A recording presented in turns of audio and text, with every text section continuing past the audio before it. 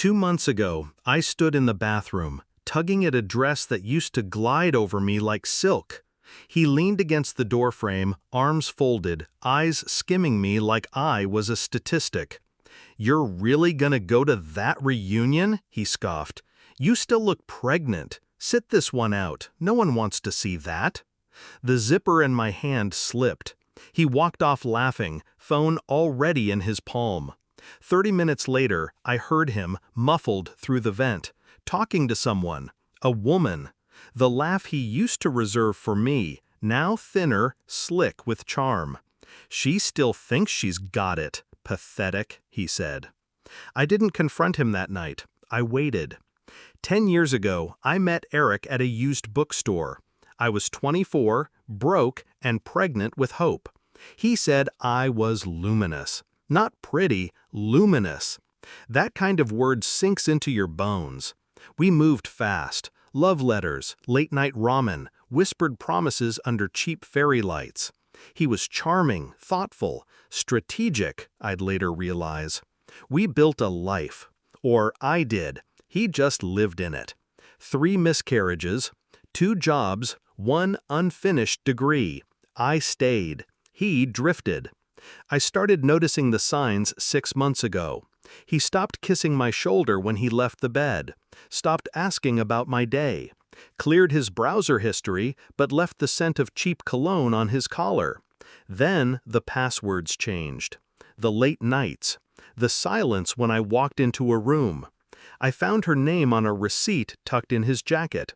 Vanessa. Spa package. 2 guests. I didn't cry. I filed.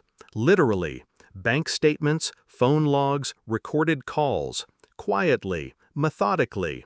I learned that revenge wasn't rage. It was routine.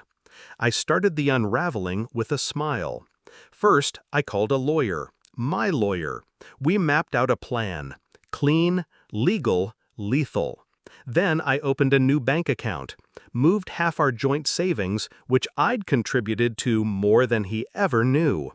While he was away with her, Palm Springs, Valentine's weekend, I staged the house, took photos, listed items. Half were mine.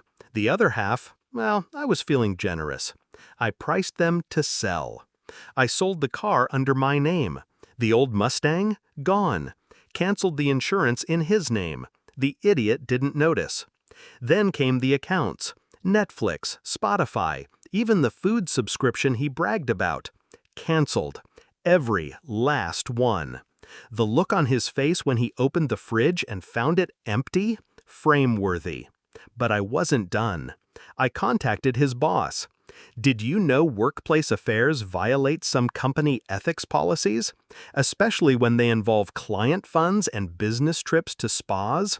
He was suspended pending review. He came home early. I was already gone.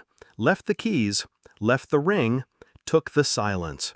Last night he called crying. Something about losing everything. "I made a mistake," he choked. "I need you." I hit block mid-sob. But here's the part he hasn't figured out yet. I'm not done. Because Vanessa? She's not real. She was bait.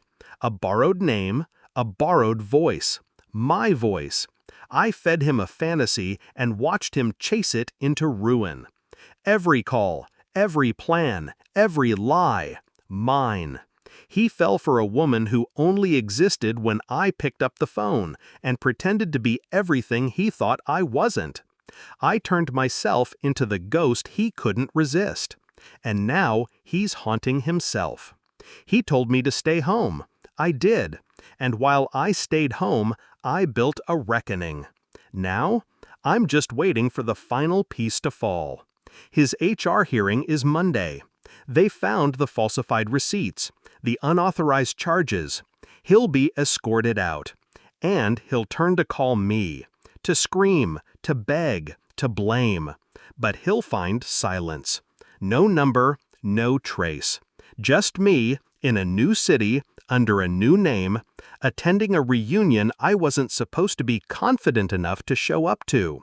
And when they ask where Eric is, I'll smile and say, He told me to stay home, so I built a kingdom there and burned his world to the ground. End.